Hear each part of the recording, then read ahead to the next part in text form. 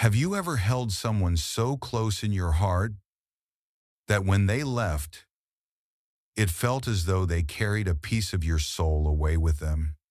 Have you ever tried desperately to keep a bond alive, only to watch it slowly unravel, no matter how tightly you held on?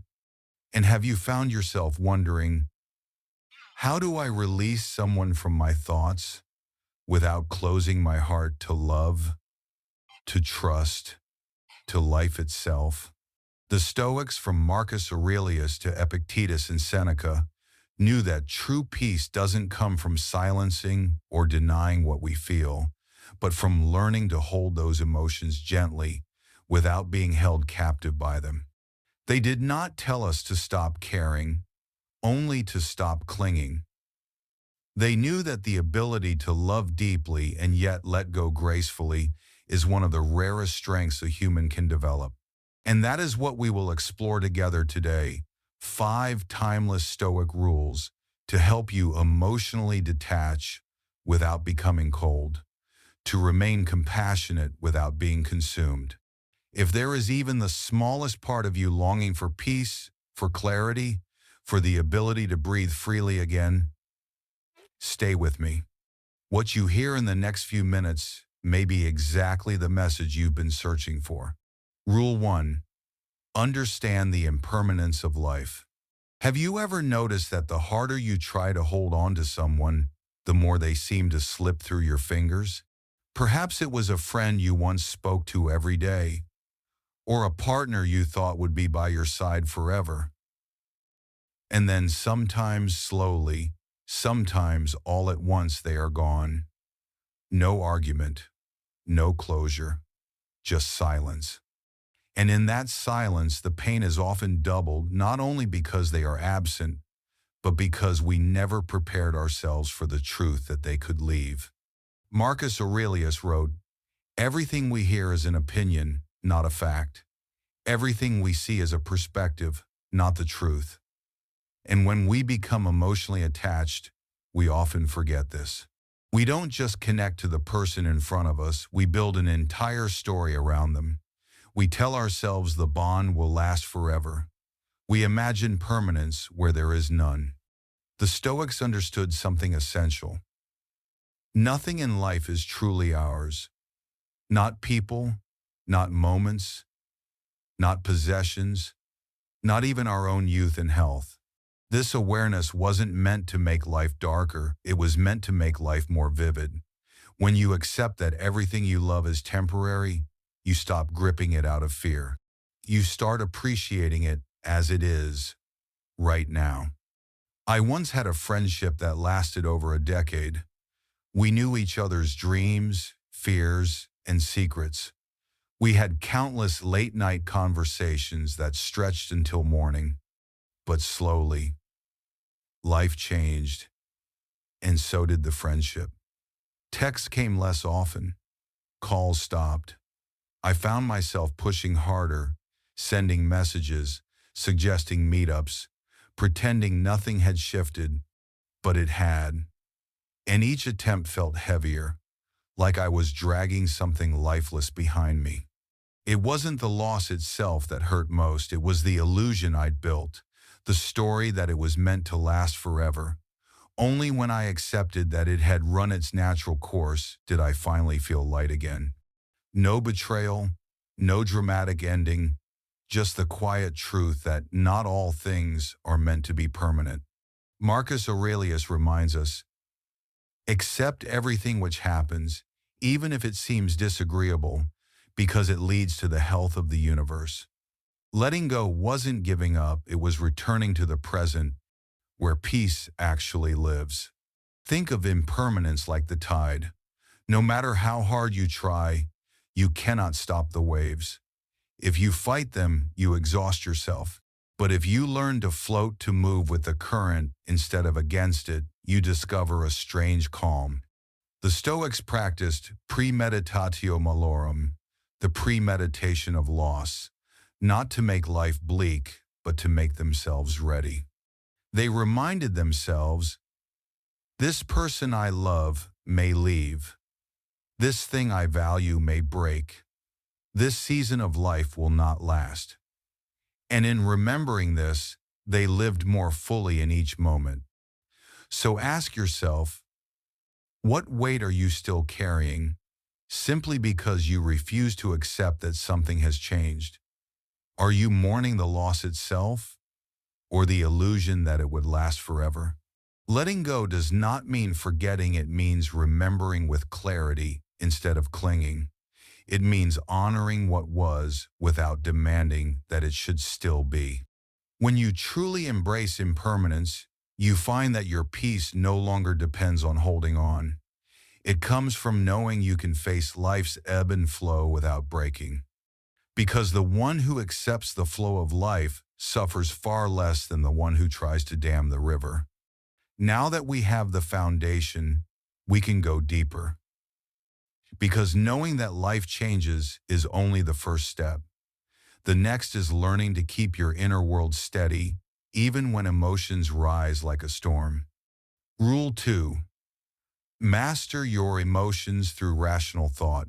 Have you ever sent a message to someone you care about, something honest, something vulnerable, and then waited for a reply that never came? The hours pass. Your chest tightens. Thoughts spiral. Did I say something wrong? Are they angry? Have they decided to walk away? A single unanswered message becomes 1,000 imagined scenarios. But pause and strip it back to the simple fact: they didn't reply. That's all. Everything else, the fear, the doubt, the hurt, is a story you created. Marcus Aurelius taught, "You have power over your mind, not outside events. Realize this, and you will find strength." To the Stoics, emotions are never raw facts. They are shaped by the meaning we attach to events. Pain, sadness, anger, they may feel automatic, but they are born from interpretation, not from reality itself. This is both the hard truth and the liberating one. If your mind can create suffering, it can also dissolve it. The second rule of detachment is to master your emotions by mastering your thoughts. This doesn't mean suppressing what you feel or pretending to be unaffected. The Stoics didn't believe in emotional numbness. They believed in clarity. When a strong emotion rises, they would ask, is this reaction coming from truth or from a story I've told myself? You know, the mind is a storyteller, and often not a kind one. It fills in gaps with fear, interprets silence as rejection, and turns uncertainty into worst-case scenarios. But the Stoic practice is to slow down, examine the thought, and test it. Just because you feel something deeply does not mean it reflects reality. The next time you feel that rush of hurt or anger, try what Epictetus advised. When something happens, the only thing in your power is your attitude toward it. Stop. Breathe. Ask yourself, what do I truly know for certain here? And what am I adding with my imagination? We ended the last reflection by remembering that detachment begins with clarity of thought, with the courage to ask whether our emotions are born from truth or from the stories we weave around events. That is where the next step naturally unfolds. Epictetus once said with sharp simplicity, "It's not things that upset us, but our judgments about things." Let those words sink in. Life itself does not wound us. What cuts deepest is our interpretation of what life delivers. Imagine going through a breakup. The relationship ends, and suddenly it feels as if the ground beneath you has vanished. You replay conversations again and again, as if rewinding the past could change the present. You wonder what you should have said differently, what you could have done to make them stay. And then the haunting questions arrive. How could they move on so quickly? Did I mean so little? Was it all just in my head? Yet what if, instead of drowning in those spirals, you paused and whispered to yourself, what are the actual facts here? The fact is simple, the relationship ended. That is reality. Everything else, the judgment, the blame, the harsh meaning you tie to your own worth, is not reality. It is thought. And thoughts, unlike reality, can be challenged, reshaped, or released. I remember once going through something similar with a close friend. We had shared a deep conversation late one evening. One of those moments when you feel you've touched something timeless together. The next morning I sent them a message, warm and hopeful. Hours passed with no reply. By nightfall, my mind had already built an entire story. I must have said too much.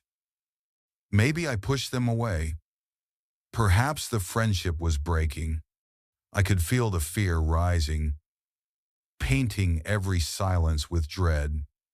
But the next day, they responded as if nothing had happened. They had simply faced a family emergency and hadn't checked their phone. They weren't upset. They weren't withdrawing. They were just absent. That day I learned a lesson carved deeply into Stoic wisdom. My suffering had nothing to do with their silence. It was born entirely from the meaning I invented about that silence. Marcus Aurelius once wrote, "The soul becomes dyed with the color of its thoughts." My soul, in those hours of waiting, had been dyed with fear, insecurity, and false assumptions. When I could have been at peace, I chose speculation instead. And that, my friend, is the choice each of us faces every single day. Will you surrender to every thought your mind throws at you, treating each one as gospel truth? Or will you pause, breathe, and ask, is this real, or is this just my reaction? This is the heart of the second rule of detachment, mastering your emotions by mastering your thoughts. Mastery here does not mean becoming cold, unfeeling, robotic. It means becoming sovereign. It means choosing to serve your peace instead of letting false narratives poison it. Think of the storms that rise in you when you send a message and see no reply, when someone delays, when someone speaks with a tone that unsettles you. The facts are often so small, yet the stories we create are immense. Epictetus urged his students to draw a sharp line between what is within our control, our judgments, our choices, our responses, and what is outside of it. Silence, delays, rejection, loss, these belong to the world, not to us, but how we think about them, that is ours entirely. So the next time you feel anger burning or fear tightening its grip, just pause and ask. You may discover that 90% of your pain comes not from reality, but from interpretation. This practice is not easy, far from it. It requires vigilance, a discipline of the soul, a willingness to watch your mind as carefully as you watch the horizon before a storm. But the reward is profound. When you think clearly, you begin to feel clearly. When you stop mistaking emotion for fact, you regain the ground beneath your feet. Seneca reminded us, we suffer more often in imagination than in reality. Those words are not a distant echo. They are a mirror of our daily lives. We invent pain before it arrives, and sometimes even when it never arrives at all. True detachment, then, is not numbness. It is clarity. It is seeing what is before you without painting it with unnecessary suffering. And with that clarity, your emotions no longer rule you. You begin to rule them. But detachment is not only about responding to what has already happened. It is also about preparing for what inevitably will. Because loss, change, and endings are not accidents, they are woven into the fabric of life. And if we wait until they arrive to face them, We are always caught off guard. That is why the Stoics taught a practice that may sound strange to our ears, but is filled with hidden strength. Negative visualization. Have you ever caught yourself fearing the worst and then instantly pushing the thought away, whispering, "Don't think like that. Stay positive"? We are taught to reject such visions, as though acknowledging loss might summon it. But the Stoics believed the opposite. They believed that deliberately facing the possibility of loss calmly, with discipline, with courage, was the path to resilience. Marcus Aurelius, in the quiet of his tent amidst war and endless burdens, wrote, "Do not disturb yourself by imagining the whole of your life's troubles at once. Rather, as each arises, meet it with calmness and self-control." He was not urging despair.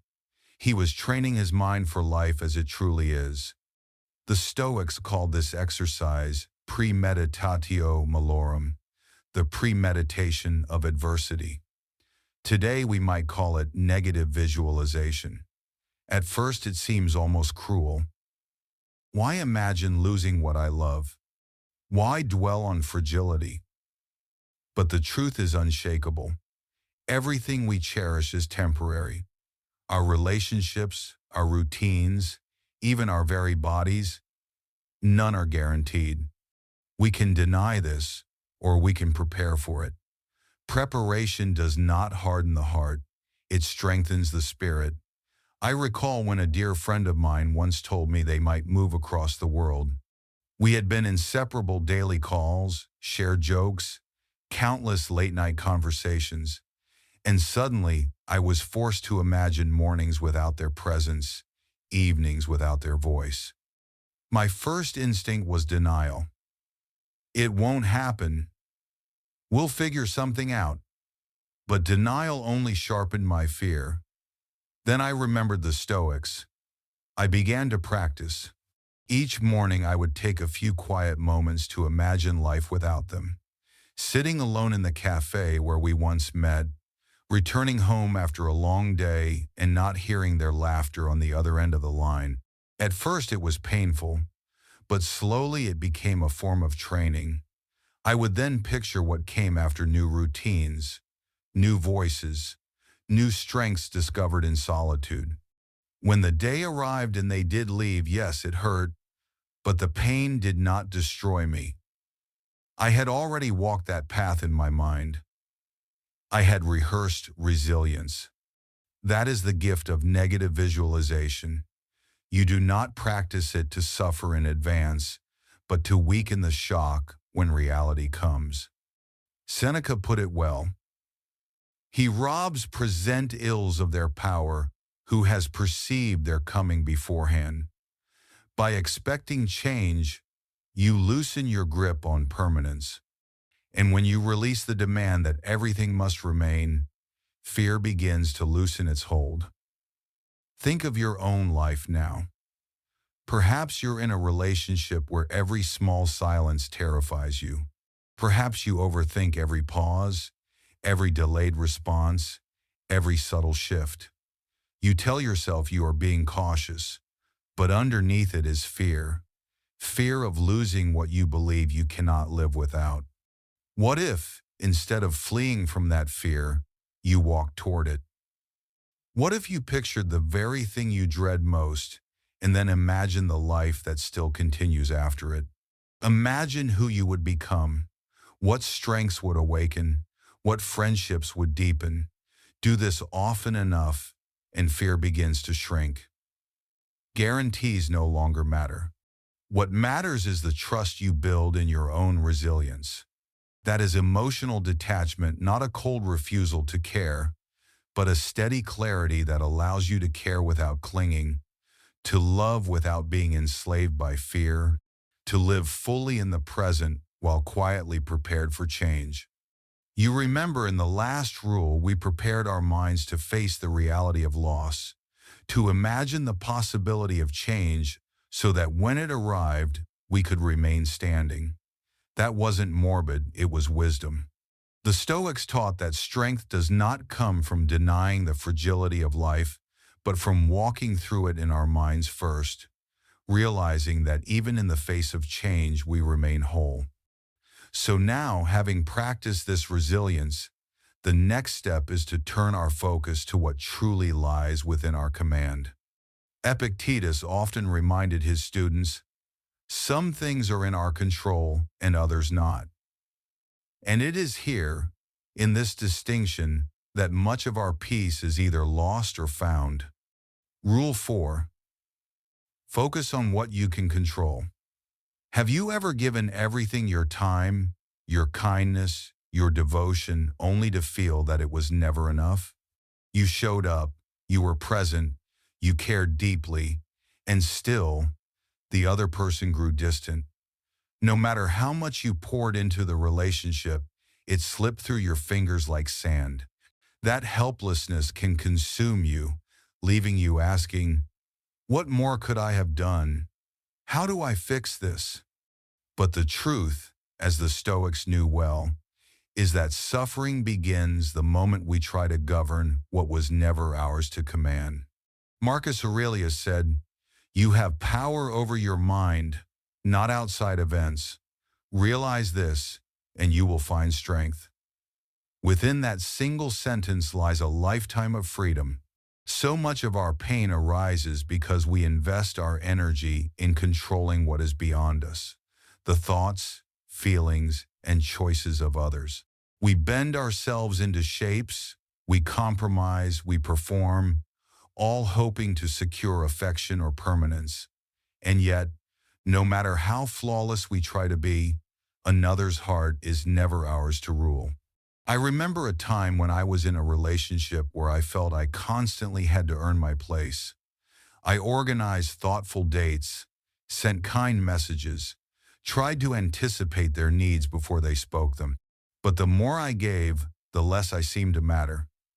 They pulled away. Only when I was completely drained did I realize the truth. The problem wasn't that I wasn't enough. The problem was that I was trying to control their feelings, and that was never mine to control. This is the essence of the rule. Focus on what you can control: your thoughts, your choices, your actions, nothing more. You cannot make someone care. You cannot force someone to see your worth, but you can decide how you carry yourself, whether you stay in a place that diminishes you or walk away with self-respect. The moment I stopped trying to manage their emotions and began managing my own expectations, everything changed. Peace came not because they suddenly loved me differently, but because I released the illusion that my effort alone could preserve the bond. Seneca warned, "It is not that we have a short time to live, but that we waste much of it." And one of the greatest wastes is trying to fix people who do not wish to be fixed, or waiting endlessly for validation that may never come. When your happiness depends on the shifting winds of another's attention, you give them power over your peace. That is not love. It is captivity. Picture a friendship where you are always the one reaching out, always initiating, always holding the connection together, while the other rarely meets you halfway. Naturally, it hurts. You begin to analyze every word you've spoken, searching for the moment it all changed. But the Stoic response is not endless spiraling. It is to pause and ask, what is truly mine to own here? You cannot compel another to show up. You cannot dictate their priorities, but you can decide whether to keep investing in someone who does not invest in you. And that decision, that single act of reclaiming your choice, is your freedom. Detachment in this sense is not coldness. It is not about shutting your heart. It is about releasing the demand that others must be different from who they are. It is about ending the chase, stepping off the wheel that makes your peace conditional on someone else's presence, affection, or approval. This is emotional autonomy, to stand steady no matter who enters or leaves your life. I recall a time when my sense of worth was tied completely to how others treated me. When they were warm, I felt worthy. When they were distant, I felt abandoned. I lived on a roller coaster of reactions I could not control. But when I began living as the Stoics advised, something shifted. I anchored my worth not in the responses of others but in the choices of my own mind, and that alone transformed everything. Marcus Aurelius once wrote, "The impediment to action advances action. What stands in the way becomes the way." The very obstacles that seemed unbearable, the rejection, the silence, the confusion, these became my teachers. The pain was not meant to break me, but to redirect me toward what was always within reach, my own focus. So if you find yourself asking, how do I make them stay? How do I win them back? Pause. These are the wrong questions. Ask instead, what is truly mine to control? What must I release?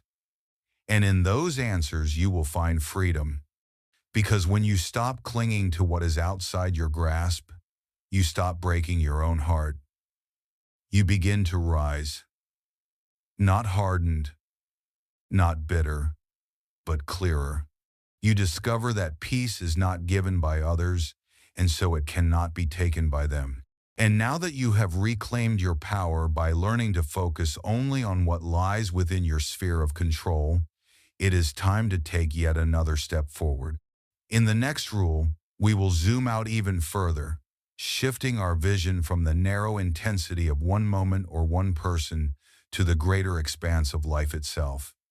For when we reflect on the bigger picture, we see that no single relationship, no single loss, no single disappointment can ever define the fullness of who we are.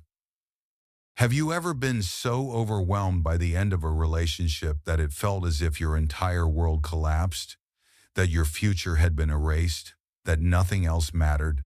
When you are inside that fog of grief, the present pain feels endless. Each hour feels heavier, every memory cuts deep, and the question echoing in your mind is always the same. How am I supposed to move on? This is where Stoic wisdom becomes not just helpful but essential. Marcus Aurelius, in the solitude of his own struggles, wrote, "You have to assemble your life yourself, action by action, and be satisfied if each one achieves its goal as far as possible." In other words, zoom out. What feels like the end of everything is only a chapter, not the whole story. When we are emotionally bound to someone, our vision narrows until they seem to become the axis of our entire existence, our worth, our future, our happiness, all hinging on them. And so when they leave, we feel as if we have lost ourselves too. But the truth is, you were always more than one person's affection. You were always more than a single chapter in the vast book of your life. And so, from the place where we left off, seeing that no single person or single moment can ever define the entirety of our lives, something within begins to shift. At first, everything may still feel dimmer, the world painted in muted colors by grief, but then there comes a quiet turning point. I remember taking a long walk one night beneath a sky scattered with countless stars, and there, in the stillness, a simple but piercing question arose within me. Will this matter in 5 years? Does this person truly hold the power to define the meaning of my life? That question cracked open the illusion. It reminded me that before that relationship I was already whole, filled with passions, connections, and a sense of purpose that belonged only to me. What healed me was not distraction, not numbing myself with noise or busyness, it was perspective. The realization that an ending is not truly an ending. It is only a turn in the long, winding road of a much greater journey. This is what the Stoics call us to. The view from above, the higher vantage point from which storms lose their power because we can finally see the horizon beyond them. Marcus Aurelius wrote that time is like a river, a violent stream where events rush past us, each appearing, then vanishing, replaced by another. Our fears, our attachments, our grief, they are swept away too. So when you are hurting, the Stoics are not asking you to deny the ache. They are asking you to widen your vision, to step back, to trace the timeline of your life 5 years ahead, 10 years ahead. How many moments like this have you already survived? And notice, every time you did, you grew into someone new. That is not coincidence, that is growth unfolding through time. When we zoom out, we loosen the grip that temporary people or moments have on our lasting peace. We stop giving a single chapter the power to define the entire story. And when that shift happens, panic fades and purpose returns. If you are feeling this truth right now, I invite you to mark it within yourself. Just pause, breathe, and even write the word perspective as a reminder that this moment, however heavy, is not your whole life. The Stoic path is for people like you, for those who want to think more deeply, live more calmly, rise more steadily. Because emotional detachment is not about shutting your heart, it is about awakening to the vastness of life, realizing how much bigger your existence is than this one attachment. Let this be the beginning of that awakening. And yet, there is more. Detachment is not the final destination, it is the threshold. For once you release what no longer serves your peace, the question emerges. What now? You are no longer clutching the past, but what are you holding instead? Silence, emptiness, or perhaps space. A sacred open space waiting to be filled with something real, something enduring, something worthy. This is the moment of transition, when clarity must become action, when letting go must evolve into building, when all the energy once scattered on saving another returns to you for the work of forging yourself anew. This is not the work of forgetting, it is the work of transforming, not the work of avoiding pain but of rising through it. This is the deeper Stoic path, the one that does not merely free you from unhealthy attachments, but leads you towards self-mastery. For Stoicism was never about becoming less human. It was about becoming more unshakable, more anchored within yourself, more deeply rooted in the only domain you truly command, your own mind, your own character. In this next stage, we go beyond detachment and enter the work of reconstruction, learning how to stop living as a reaction to what has hurt you and beginning to live as a steady force, independent and whole. Because you were not born merely to survive losses, you were born to rise with new vision, to craft a life so full of meaning, so self-led, that no departure could ever unseat your peace again. That is why we continue with the next teaching. Rule 1 of this new chapter: you do not owe anyone your breakdown. Have you ever given everything you had just to hold a relationship together, only to discover you were the only one truly holding it at all? You tried to talk it through, to be endlessly patient, forgiving, understanding. You gave and gave until there was almost nothing left of you. And still, nothing changed. They kept pulling away, and you kept reaching out, thinking that if you tried just a little harder, they might return. This is the trap so many fall into, the belief that love demands sacrifice at any cost, that if someone is unhappy, it must be your job to fix it. But the Stoics would tell you otherwise. Marcus Aurelius wrote, "Be tolerant with others and strict with yourself." That wisdom is not permission to endure mistreatment, it is a call to clarity. It means you are responsible for your peace, not for someone else's chaos. You were not put here to be someone's endless rescuer. You were not born to quietly bleed so another could avoid their own healing. The Stoic way is not coldness, it is lucidity. And lucidity allows you to recognize the moment when compassion has turned into self-destruction. I recall the story of a woman who spent years entangled with a man who refused to grow. He would disappear emotionally, only to return with excuses. Each time, she opened her arms again, believing that if she just loved enough, he would finally stay. One night, after yet another silence, he told her, "I never asked you to care so much." Those words shattered her, not because they were cruel, but because they were true. He never asked, but she kept offering. She had confused her willingness with responsibility, her care with obligation. In trying to prove her worth, she only buried herself under someone else's refusal to change. Seneca once said, "He who suffers before it is necessary suffers more than is necessary." The pain you carry because of another's neglect is not noble, it is misplaced. You do not need to justify yourself to those unwilling to understand. You do not need to erase yourself trying to hold together what is collapsing because another will not meet you halfway.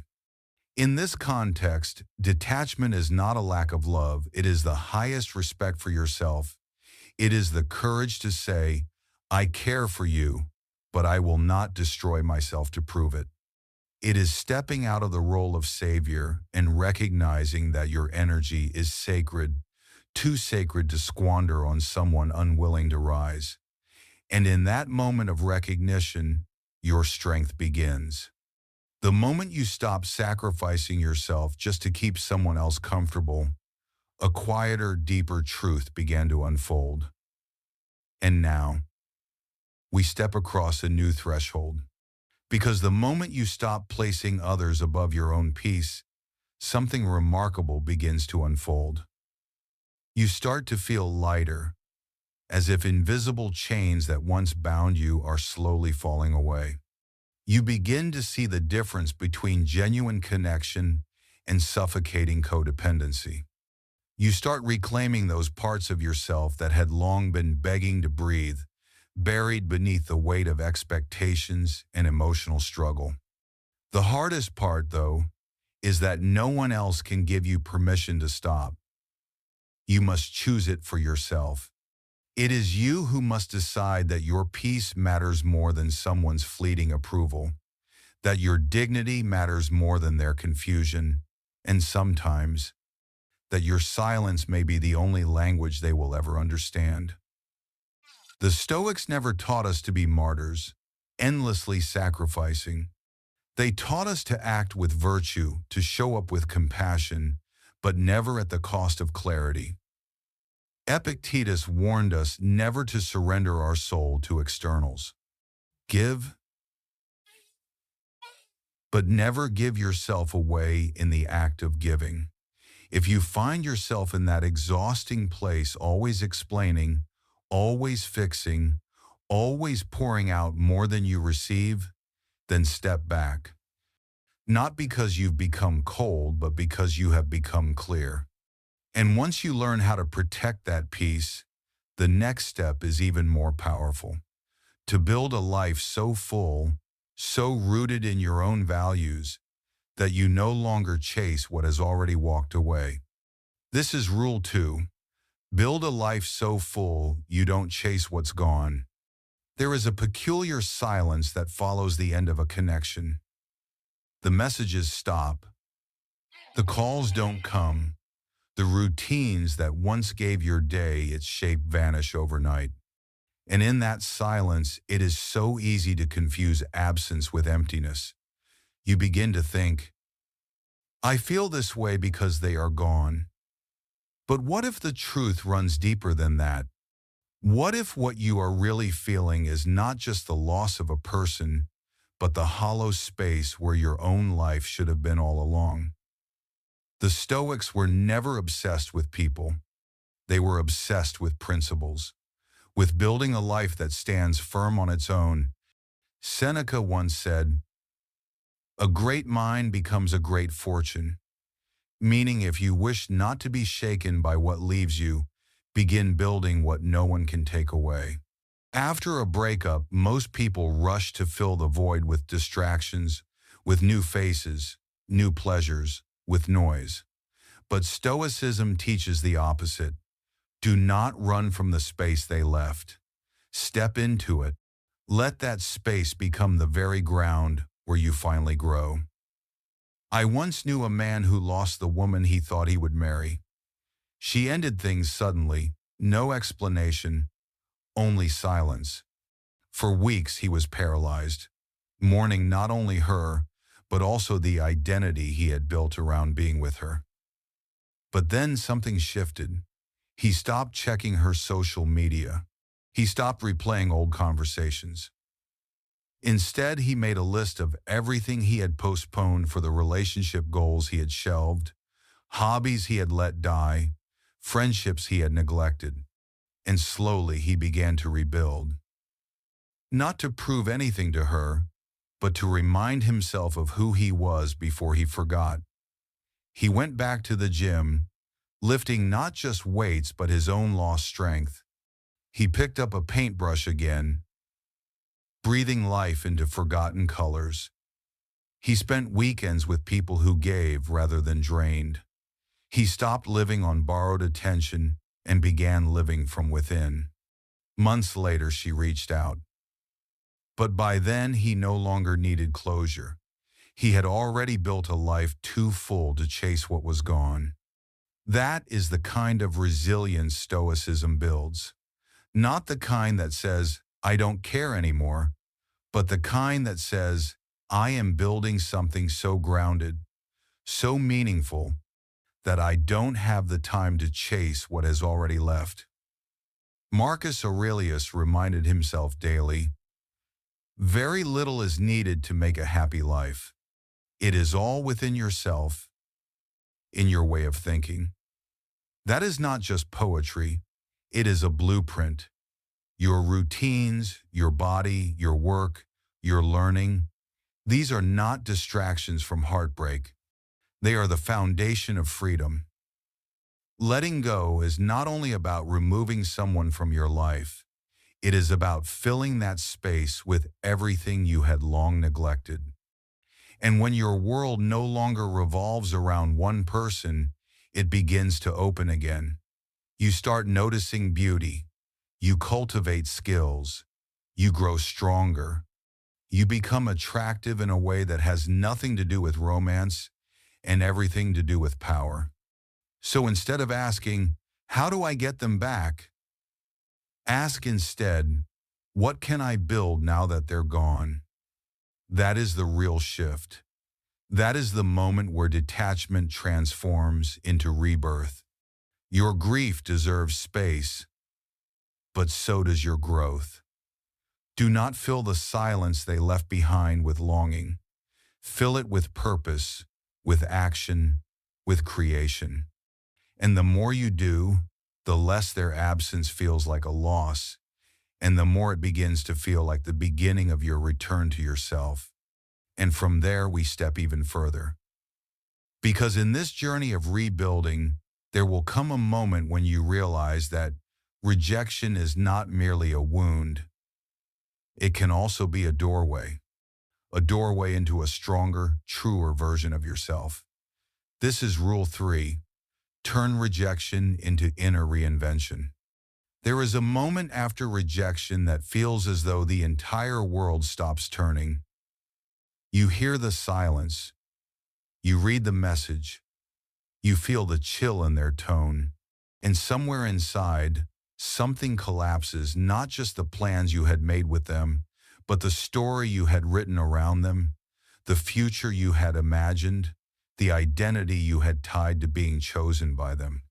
Rejection cuts deeper than we often admit, not because of what we lose, but because of what it forces us to confront within ourselves. But the Stoics saw rejection differently. To them, rejection was never a punishment, it was a revelation. Seneca wrote, "It is when we are cast out that we find better ground." Being pushed away is not always the world turning its back on you. Sometimes it is life removing what is unstable so you can rebuild on something more enduring. Most people respond to rejection by shrinking. They overanalyze. They blame themselves. They wonder what was missing, what went wrong, what they could have said or done differently. But the wiser question is not, why didn't they choose me? The wiser question is, why was I waiting to be chosen in the first place? I once knew a man who had worked for years toward his dream job. He made it to the final round. His hopes were high. The interview was strong. But then came the cold reply. "We've decided to go in a different direction." He was devastated. For weeks he spiraled, not because of the job itself, but because his identity was built entirely around that one outcome. What was rejected was not merely an opportunity, but a version of himself that had been constructed around someone else's approval. But then he did something radical. Instead of remaining in that pit, he turned inward. He asked himself the hard questions. What am I really after? What kind of person do I want to become with or without that title? He returned to his roots. He studied. He created. He built. A year later, he launched his own business in the very same field. And here is the irony. That same company eventually reached out to collaborate, but by then, he no longer needed their validation, because he had already validated himself. That is the true shift. Rejection is not a door that slams shut. It is a mirror that shows you where you were handing away your power. And as we just reflected on in the previous part, rejection is not a door slamming shut, it is a mirror, showing us the very places we often avoid. And if you are brave enough to face that mirror, it becomes a chisel shaping you, not just reflecting you. Marcus Aurelius once wrote, "The impediment to action advances action. What stands in the way becomes the way." Rejection is not something to evade. It is the raw material of reinvention. It is the beginning of a version of you that no longer begs for belonging, but lays its own ground. Of course, this does not mean you won't feel the sting. You will, but the Stoic does not deny emotion. He studies it. He asks, what is this teaching me about my ego, my expectations, my illusions? And then he lets the lesson burn away everything that is false. You were not born to stand waiting at the door of someone else's approval. You are here to build something so rooted, so solid, that rejection loses its power. Not because you are numb, but because you have remembered your worth. So the next time you hear no, let it echo as a reminder not of your failure, but of your freedom. Not of your lack, but of your potential. What left was never the whole of you. It was only the part that was not meant to walk with you into the next chapter. And in that next chapter, you will need more than clarity. You will need emotional wisdom, the ability to love without losing yourself. That is what we step into now. Rule 4. Detach without becoming numb. There is a moment in healing when silence is mistaken for strength. You tell yourself you are getting better because you no longer reach out, because you no longer cry, no longer ask, no longer flinch when their name appears. But deep down, you also no longer feel anything at all.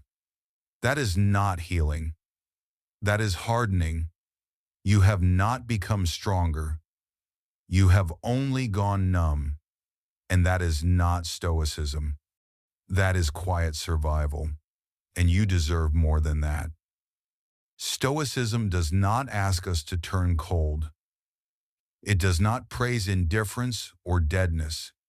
It asks for something far more difficult and far more noble: emotional wisdom.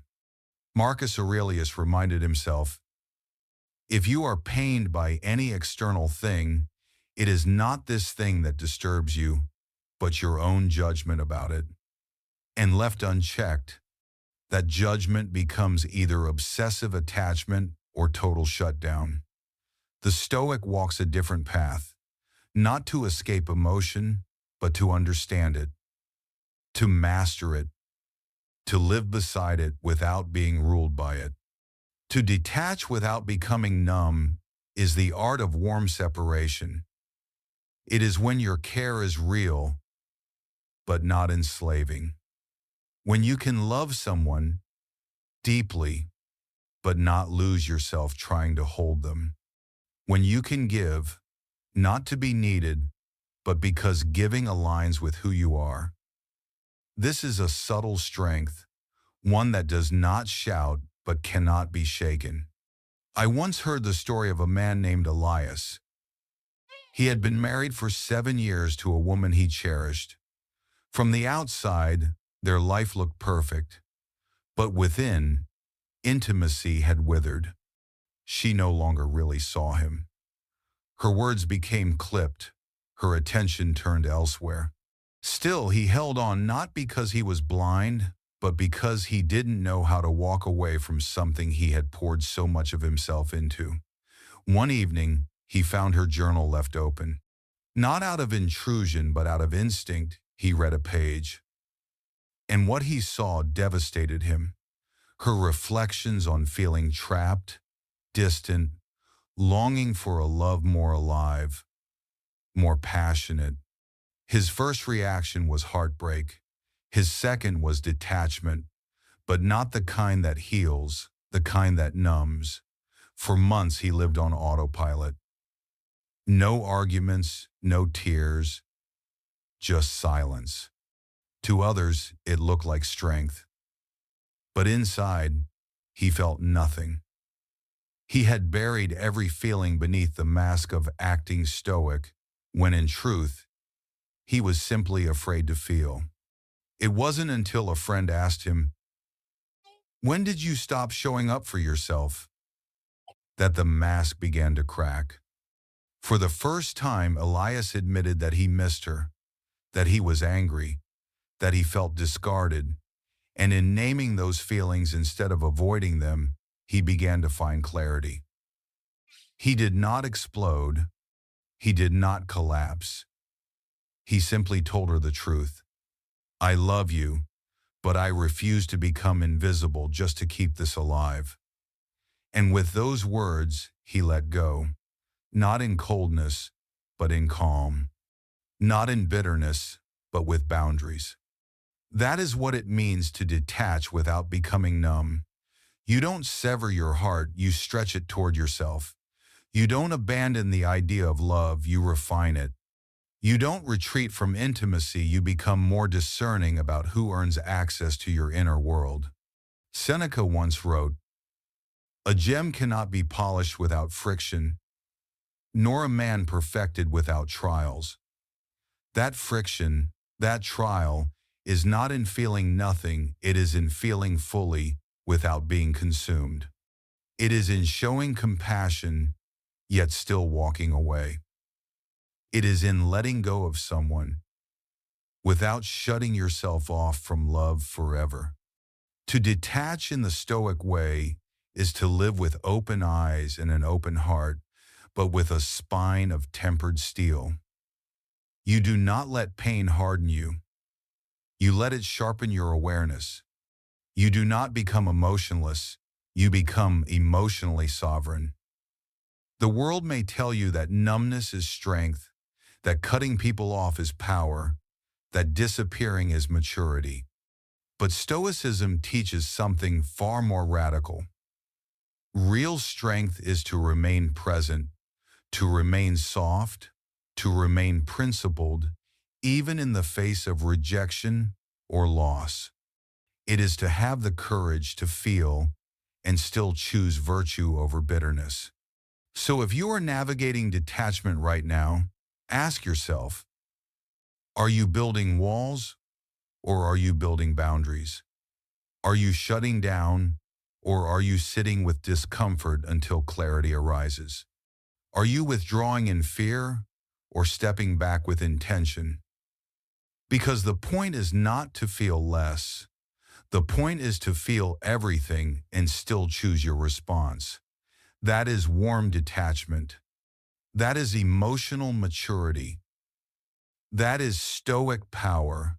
And once you master that balance between feeling deeply and standing firmly, you unlock the final truth that you never needed them to complete you. You were always whole. They were simply a chapter. And now, it's time to turn the page together. Rule 5. You were always whole. They were just a chapter.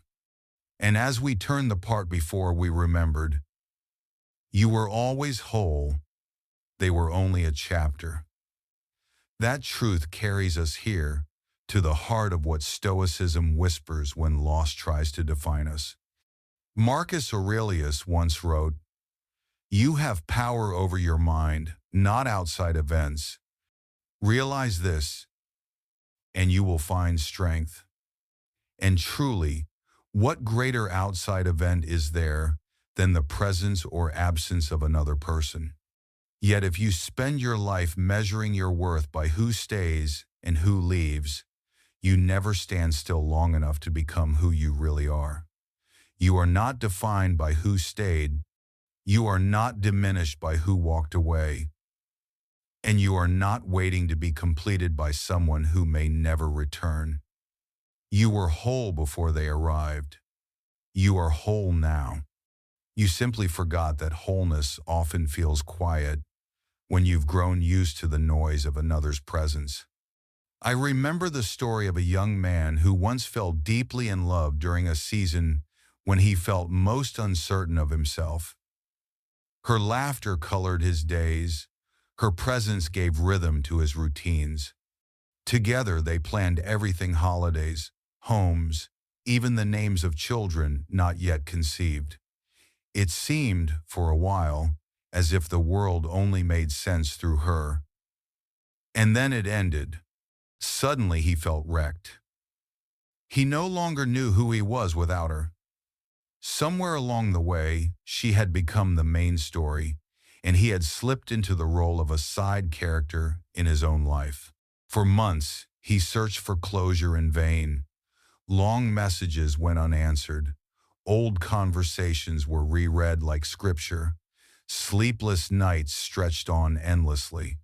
But eventually, not out of newfound strength, but sheer exhaustion, he stopped reaching. And in that silence, something unexpected emerged.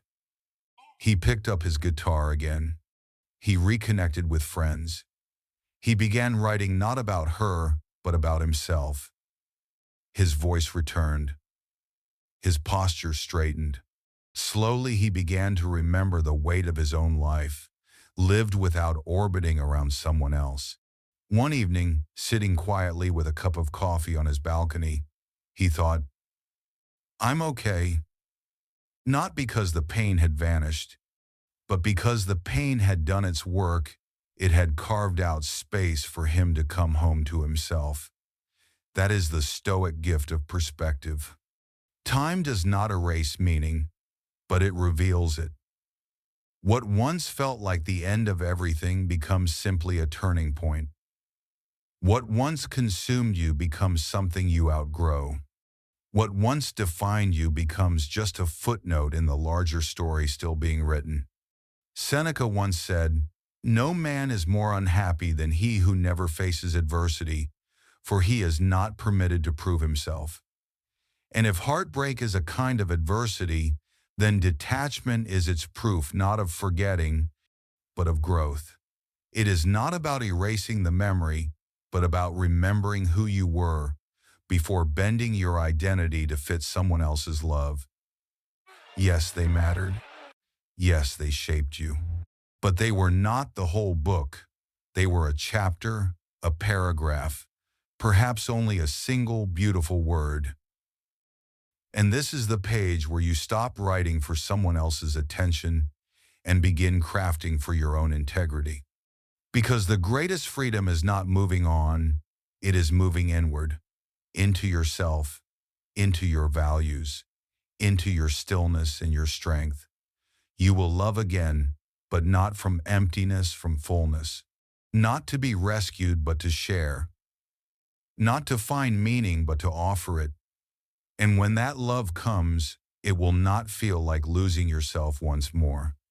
It will feel like finding someone who finally sees how whole you already are. This is not the end. It is the reminder that everything you sought in another has always been within you. All you had to do was pause long enough to hear your own voice again. So take a breath. Close that chapter. Walk forward not with bitterness, not with regret, but with the quiet confidence of someone who has finally come home to themselves. And the next time you feel yourself clinging to someone who no longer shows up, to memories that no longer serve you, to a version of love that only exists in your imagination, just pause. Ask yourself gently, who has more control here, my emotions or me?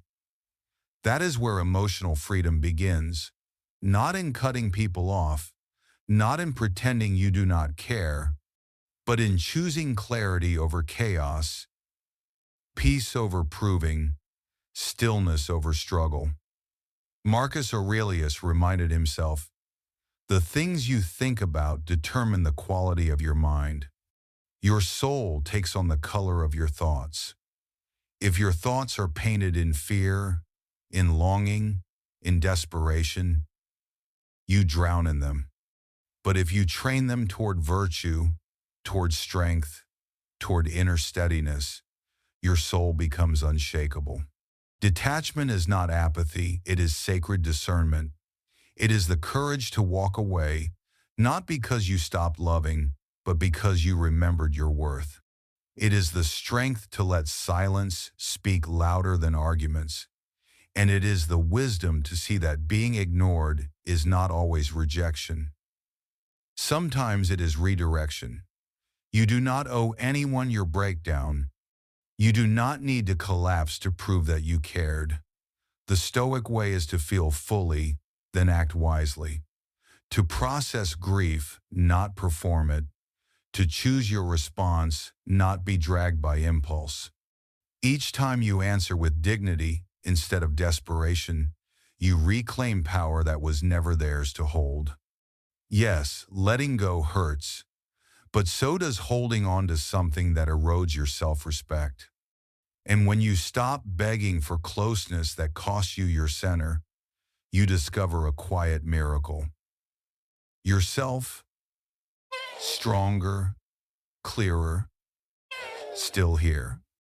So if these words found you at the right time, leave a comment below with the phrase inner freedom as a reminder to yourself and to others that peace is not something you beg for, it is something you claim.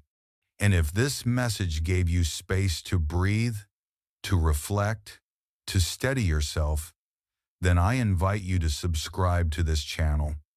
Like this video if it has been useful to you, and when you are ready to go deeper, explore the playlist. Stoic Wisdom, Mastering Emotions and Inner Strength. Let this be your quiet decision to keep walking the path of clarity and calm. Because detachment is not the end.